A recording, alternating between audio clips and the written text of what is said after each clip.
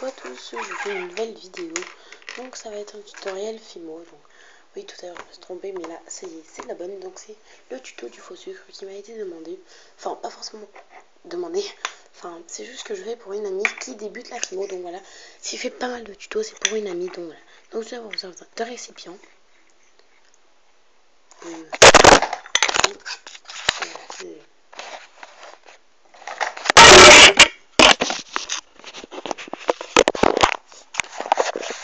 Lame, couteau, cutter, scalpel, si je trouve une maille. Moi je vais utiliser un cutter ou autre objet qui genre ça gratte. Donc voilà l'outil du travail à notre père, parce que mon père et son père ils travaillent dans le même travail. Donc j'ai eu ça, j'ai eu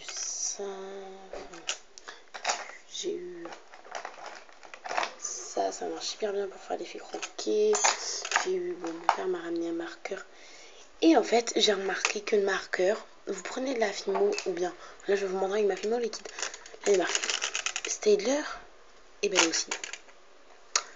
Vous pouvez regarder sur vos pains de Fimo, il est marqué Staedtler, et là aussi. Donc voilà, donc en fait c'est des trucs pour Fimo. Là voilà, il y a une petite mine. Et il est trop bien. Je sais pas si c'est une taille ou quoi, M. Je pense que oui, parce qu'il m'a ramené de partout M. Enfin, je sais pas. Il m'a ramené vraiment plein de trucs. Là, je monte pas tout. Vraiment, quand je dis je monte pas tout, je monte pas tout.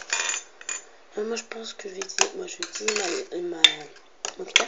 Donc, pour couper mes trucs, en fait, vous avez sur les cutters. Donc, ça. Il y a deux faces. Une comme ça et une comme ça. Et en fait, celle-ci, celle-ci, là, un peu bizarre. Ça a coupé normalement bien les cannes. Donc, vous voyez, je fais ça. Bon, là, je fais travers.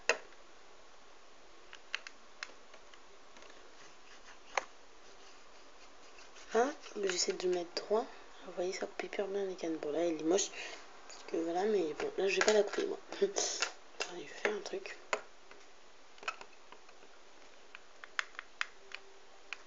Alors que si vous utilisez l'autre côté, ça va pas couper. Donc voilà. Je vous jure, ça va pas couper. Vous pouvez attendre 3 minutes, ça va pas couper. Même pas faire marque. Donc voilà, on s'en fout. C'était une petite parenthèse. Après, donc, du sel.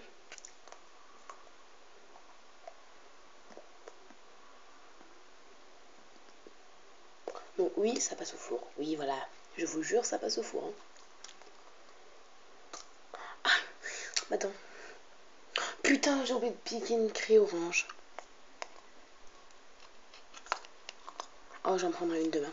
Parce qu'en fait, j'ai une maîtresse de CP que ma soeur, ma demi-soeur, moi, ma meilleure amie, et carrément tout le monde l'a eu.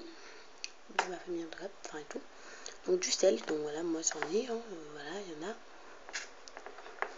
Sauf que je ne mens pas, donc c'est du sel, hein, c'est pas du sucre. Donc du sel parce que le sucre, ça caramélise sinon. Et le dernier ingrédient, le plus important, enfin pour colorer, c'est une craie. Donc moi là, je pense que je vais utiliser le violet. Ouais, je vais faire violet pour une amie parce que je pense qu'elle aime plus le violet que le vert. Mais si tu veux, Léa, tu me dis au quartier si t'en veux aussi. Un vert. Donc d'abord, vous allez râper votre craie. Et au début, ça n'avait pas râpé parce que la lame est trop grosse pour là-dedans.